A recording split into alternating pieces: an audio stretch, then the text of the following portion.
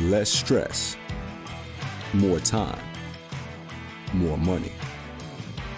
Welcome to the Cash Flow Contractor, short with Khalil bin Ali Haj. What's up, cash flow contractors? Khalil here with another short to help you find less stress, more time, and more money in your business. Excited to talk to you today about establishing core values. And we're going to cover what core values are, why you need them for your business, how you can actually develop them, and finally, where you can use them in everyday situations in your business. Today we're recording on video. It adds another layer for me. I'm a little bit nervous just because I can see myself on camera right now, but we'll get through it. If you're listening on the podcast, please check us out on YouTube where you can find these videos, subscribe to our channel, and if you're on YouTube, check us out on the podcast, but also on social media where you may be seeing some clips from these videos. So going into core values, what are core values? If you think of your company has a brand, and your brand is really the personality of your company. Your core values are going to be the traits, the behaviors, the characteristics of your company's brand. And so it's really important to establish what those core values are so that you know who your company personality is and you can better act that way as a company and live out those values. If you think of your personal values, we all have personal values, whether we're intentional about them or not. And our personal values are not something that we just create out of thin air. We don't just say, okay, I value health, and so now that is one of my values as a person. No, like your values actually look like something, right?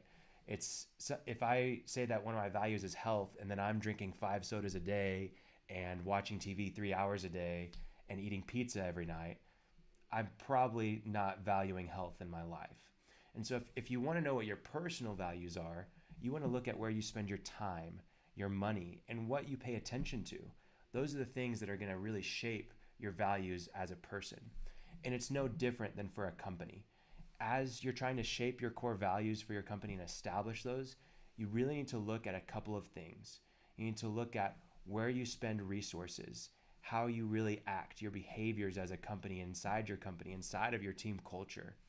And then what you really invest your money on, your energy on, and what you pay attention to as a company. If you're really focused on your processes and you're really trying to get better each and every day at creating systems in your business, then you'll probably value efficiency, right? If you're spending a lot of time on service with customers and going above and beyond, right? You may say that one of your values is a servant-led leadership, servant leadership, those kinds of things. That would be a value of yours, right? So I'm going to go down in depth into each of these. So really quick, your core values should consist of qualities, but also principles, right? And the qualities are going to be more so some characteristics, some standards of behavior, but then the principles are more so beliefs or rules that you're trying to follow, right? So maybe on time is one of your values. That would be more of a principle, where qualities is more so friendliness or teamwork, right? Those are qualities that describe. So think of it in those two terms, either qualities or principles. So as we know as we get into deeper of how you actually establish these core values, it's really going to follow 3 things. We've got clarity, intent, and commitment. You need these core values so that you can have clarity as to how to act and how to operate as a company. It's not just helpful for you, but it's helpful for your teammates, for your employees. It's also helpful for customers as they see what your core values are and they see them on your website or hear them from your employees or in your marketing. They're going to know what to expect. So just like if you don't have a vision for your company, you're not going to know where to go. You're going to wind up somewhere where you don't want to be. If you don't know who you are and what your core values are, you're going to act out of character and you're going to become someone that you don't want to become, a company that you don't want to become. And when others know who you are, the expectations that they set for you just makes the relationship easier. Think about in a personal life. If you meet your friend or a spouse, let's say, at church, you already have a sense of what the core values are at church, right? There's a certain set of standards that you follow when you meet them at church. Or if you meet them at the gym, you can already tell that, wow, yeah, I met so-and-so at the gym. You already have some things that you have in common. You maybe like to work hard. You value health, right? You like to be fit. You care about your image, whatever it is. And then there's also the ones you maybe meet some at a bar. It's a whole different set of values, right? So if you know these values, that's why we go to church or to the gym and we try to find somebody to meet there that's a friend or a spouse. Same thing as a company. If we know their values as a customer or even as an employee, we're more likely to want to join and to have an expectation of what's going to be going on. I want to go down into the intent aspect of that. So if you set standards for your company, you and your employees are more likely to follow them. They act as kind of a roadmap, as a guide that we can follow. We can look to our values for inspiration, right? For setting our intentions and our goals, for making decisions. Sometimes we have to visualize who we want to become in order to actually get there. That's why we set goals. And that's why establishing these core values allows you to go after things with a better intent, with a clearer intent of where we want to go. The last thing with this of why we need it is commitment. When you know who you are, you make better decisions. It's like if I know, man, let's say I want to go on a diet, for example. For that month that I'm on this diet, it makes it easier for me to make those decisions that, hey, I know what I'm going to be doing for that next month. It makes it easier to make decisions than if I didn't have a plan. But a diet is temporary, right? And during that entire month, if I say I'm not going to be drinking soda, and let's say I've drank a lot of soda in the past, for that next month, I'm going to be thinking about soda a lot, right? I'm like, oh man, I can't wait till this month is over so I can have another drink of soda. Well, that's what a diet gives us, a temporary thing to work through, and it's not all that effective because it's just temporary. When you establish your core values, it's really making a commitment to who you are, and that's a long-term thing. If I say in my life, hey, I just don't drink soda, I'm 100%, that's not what I do, right? My decisions are made for me. No, soda, no, I don't drink it, right? Rather than, not this month, but next month I'll have a soda. It makes it that much easier when we've established who we are that we can actually live by those values. Same thing as a company. Whenever we know who we are, we have a commitment to it, right? If one of our top values is teamwork, right? Well, then everything we do needs to be team related, right? If one of our values is communication, then we better be answering the phone. We better be replying to emails. We better be on top of things because that's who we are, right? So establishing your core values will help you to have clarity. It'll help you to have better intentions. And it will also help you to be more committed to who you're going to be. So how do we actually develop that? This is going to be the meat of this entire short. So establishing core values really shouldn't be something where you're brainstorming, what values do we want to have? It really should be based on who you already are for the most part, the best version of your current self, right? You don't want to set values that are low standards, but the best version of yourself, really, who can we be?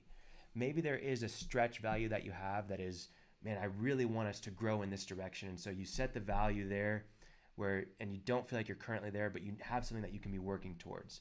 But for the most part, your values should already be who you are, and you're just defining them, right? So the first step is research.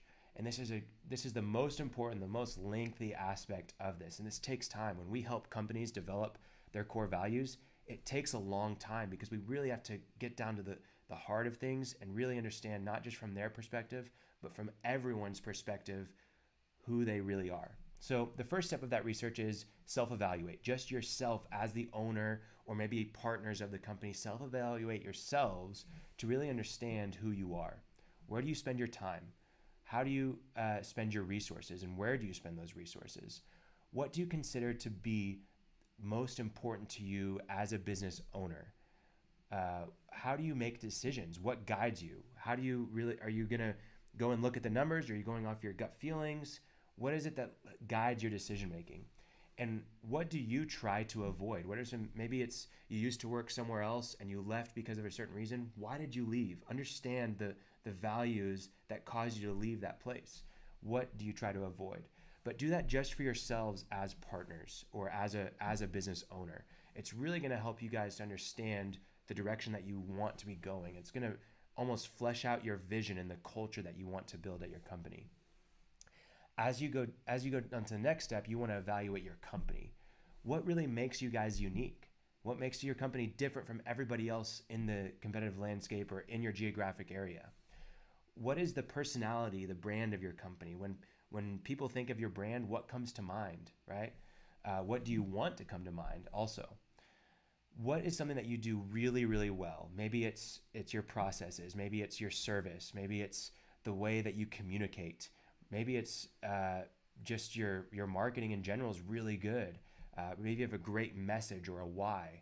What is it that you do better than anybody else? What do you do poorly? It's really important as you establish your core values to go through the process of elimination. It's just as important to understand who you are not, just as it is important to understand who you are, right? So understanding what you do poorly is also really well.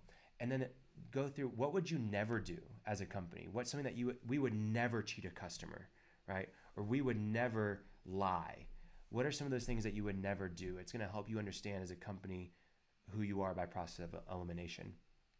So once you've evaluated yourself, you've evaluated your company, you're going to go on to ask your team members what their thoughts are. This is so crucial. Don't do this by yourself. Involve others and really understand what they think. Ask them, what do you like most about working here? What makes us different than the previous place or places that you've worked? What do you think is most important to our company from your perspective? What do we really value? What would you say our reputation is? What are some things that you hear from customers about our company? And really go into detail on those things. Get some adjectives that describe the company. If you ask your team members, this is going to be one of the most honest pieces of information that you can get in your research process that should really outline your values. You can also ask them, what are some things that you wish we valued that you don't think we do, and why? And you're going to learn a lot. And this is why it's a process, because as you ask all these questions of yourself, of your company, and of your team members, you're going to learn a lot of things, and it's going to make you take a step back and say, wow, we might need to change some things, right? And you may have to realize like, oh, actually that person isn't a good fit because they valued this and they want us to go in this direction. We really don't like that as an owner, as a partnership. That's not where we're going. Lastly, what you're going to do is you're going to ask customers. This one can be the most difficult process because it's a little nerve-wracking and you don't know if you should really be listening to these types of customers. But really, when you ask these customers, look for the best ones, not just the ones that like you the most, but the ones that really paid on time, the ones that left a review, the ones that were easier to work with, the ones that didn't complain about price, whatever it was. Get their feedback, because that's the people that you want to work with long term, and they're going to give you a more honest opinion of your company. You don't just want the friend who worked with you because he knows you. You want to get the people that chose you for a specific reason. So you can ask them, what do you think when you hear of our company name? How would you describe us? If you were to recommend us to a friend, what would you tell them about us? What sets us apart from the competition? And then ask them, what are 5 words that really describe us as a company? Or even phrases. It doesn't have to be just words. Those are some things that are really going to be helpful as you ask customers, that are going to help you do better research to refine your values. So just to recap really quick of that research stage, you're going to self-evaluate, you're going to evaluate your company, then you're going to ask your team members and get their opinion, and then you're going to ask your customers and get their opinion. Once you have all of this research, there's a lot here. It takes us on to the next step, which is that we need to refine, right? Taking all of this research, we need to refine and make a list of, first, I encourage you to do anti-values, the things that don't describe you, right? So like lying, cheating, stealing, inefficiency, right? Whatever it is that it doesn't make sense to you, and those are anti-values, we want to list those out. So make a list of 10 to 15 anti-values based on your research of who you are not. Then we want to go on to your actual values and make a list of 10 to 15 values based on the research. It can be words like adjectives, or it can be phrases, right? But make a list of all of these. Then once you've done that, give brief descriptions to your actual values on the list, right? So integrity is one of the values on your list. Give a little description of that. We're always going to be upfront and honest. We're going to tell them exactly what the issue is. We're not going to hold back. We are going to do the right thing every time. Just really give descriptions to these values because it makes it more real. Sometimes whenever we have words like integrity and honesty and transparency or whatever it is, those can be good words, but they become invisible because they're overused. Everyone says integrity. Everyone says service oriented. And so they kind of hide and they don't really mean anything. You really need to give descriptions to them. The next thing to do that you can do in this refined stage is that you can ask and collaborate with your team to refine that list down to about 6 core values that really make sense. And what you're going to do during that process is you're going to actually combine some of these core values into some phrases or some unique words that really mean something to you, that have descriptions. And so by working with your team, you're going to be able to establish, hey, we have this list of 10 or 15. What do you think best describes us? What values do we really hold true to, and do we want to hold true to? Once you get those 6, it's really going to be a lot clearer. So the next thing that I ask that you do on this after the refined stage is define, right? Go deeper on the descriptions of these values. You may have some brief descriptions for the 6 that you've refined to, but let's go even a bit deeper. Let's try to write like paragraphs on this, why this is a core value, what it really means, what it looks like in action. Sometimes it's really helpful to think of like idioms or common expressions that define these, or maybe even analogies that fit these values, and even to think of clear examples of these values at work, of a time that you guys did something as a team, and this is why teamwork is one of our values, or a time that you helped this customer and why that is one of your core values. That really brings it to life. And when you go deeper, when you get bigger descriptions, whenever you have examples or expressions and analogies of these core values, it's actually going to help you to finalize these core values, which is usually the most difficult part, and really why people bring us in to help with this aspect of it, because it's so hard to do it for yourself, but it's easier to do it for somebody else. So during this finalized stage, the last stage of actually developing these core values, what you want to do is you want to choose the top values. Maybe you keep all 6 that you refine down to because you can't get any less. I highly recommend do not have more than 6 values. Even 6 can be a lot, but get down to 3 to 6 top values that you have that you really want to highlight. And what you want to do is you want to make some really clear, maybe it's catchy or memorable, unique core values, the wording for these core values. And so like, for example, some of our core values are together is better, always be inspired, right? Those are really easy to remember phrases that we can keep onto. They're a little bit catchy and they're unique, right?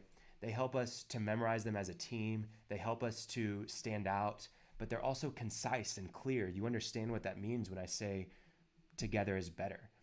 And then what I would do is come up with some phrases that go behind it to describe it, but like 1 or 2 sentences that are also catchy, that are unique and memorable with clear wording. Once you do that, it's going to be really easy for you guys to share them as a team, and it's going to be really easy for other people to understand and to get behind them. If they're not catchy, if they're not unique, they're almost invisible and no one wants to read them. But if they're short snippets that people can read and with just a glance, it really makes a difference. In fact, I'll actually have us link down in the show notes our core values so you can see exactly how we used some clear formatting and some catchy phrases and memorable phrases that really have deep meaning behind each of them. So that's in a nutshell how to develop your core values. I know that's a little bit in depth, but it takes time. Don't think that you're going to do this in an afternoon or even in a week. It may take a month or 2 to really dig deep into these core values and refine that list. Once you do have those core values, you want to use them throughout your company, right? You want to use them in your culture statements. You want to use them for the posters that you put around the wall, right? When you go into a hiring conversation, you're going to be able to say, hey, what are your core values? Here's ours. Do you feel like you fall in line with these core values? Which ones do you not think you fall in line with? you're going to be able to look for those in candidates and base hiring decisions off of values. I think we've talked about this previously on the podcast, but when you hire, you want to hire for values and not for skills. Values are a lot harder to teach, and I don't recommend you trying to teach values to somebody from scratch.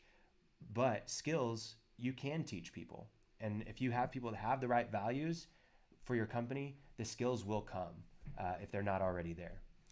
You can also use your values for firing, right? Whenever you are working with one of your employees and it just doesn't seem right, and you say, hey, it's just not a good fit, that doesn't really have any weight to it, right? But if you're able to say, hey, these are our 5 core values here, and these 4 you really haven't exhibited inside of your work, like you're never on time or whatever it is, you're able to really point to those core values, and that firing decision becomes a lot easier. It's not a good fit because of these core values. Next thing that I love to do, and I think I've talked about this on previous episodes, but it's so helpful with managing your team. Whenever you have a team meeting and you want to really celebrate somebody that did something right, you're able to say, hey, team, I just wanted to acknowledge that, John here has done an excellent job of over communicating. That's one of our core values, that we want to go above and beyond on communication. And this week he did this, and this to live out that core value, and it really shined. Let's do a round of applause for John. That's going to go that much further in really reinforcing your culture and your values inside of your culture. But it's also going to make the team be like, man, wow, that's a good core value. I want to live up to that. And now I know an example of it. And it really helps you to highlight that inside of your team. It really helps with your marketing as well. If you have your core values on your website, the way that you communicate in your marketing is a core value in itself. And so you have a kind of a blueprint of how you can talk in your marketing on your website, on social media, even on sales conversations, how you work with people as a company, as a personality out there, really can be seen through your core values. The next thing is that it really just helps with general decision making. Just like if I know that one of my core values is health, it helps me make decisions personally based on what I eat, how I live each and every day. Same thing as a company, right? If one of our core values is efficiency, I know how I need to be working as a business owner, that my processes better be really efficient, and I need to be constantly looking to improve there. If one of my core values is being lean and making it work, right? Then I probably shouldn't be investing a ton of money in extra supplies that I don't really need for inventory, or investing money in software that we never use, right? We want to be efficient. We want to be lean. That's going to help us make better decisions. So these are just some examples of how you can use the core values. But really what I want to get at is establishing these core values acts as a roadmap, keeps you consistent, and gives you some standards and behaviors to practice and live by as a company. It helps you as a manager, helps you as an owner, and really helps your team understand how they need to be acting. So I hope that you've liked this. We do this for companies as part of our branding process. So if you want to work with us at Benali, we're happy to work through this with you. And I'd be happy to hear from you. What was, the biggest takeaway from this conversation about establishing core values? Lastly, we've gone a lot longer in this short. Our previous shorts have gone like 7 minutes, 10 minutes maybe. And we're intentionally going a little bit longer because that's feedback that we've gotten from you guys. If you've missed the old format of having 5 to 10 minute episodes for these shorts, let us know. If you're liking this longer format, please let us know. And we're also adding video along with it. So I'd love for you guys to be watching on YouTube and to subscribe. So thanks a ton. I hope that establishing core values and having this discussion is already helping you think about how it's going to help you save money in your company, save time for your company, and just reduce the stress that you have around your culture and your team. So appreciate it. Thanks, Cashflow Contractors. We'll see you soon.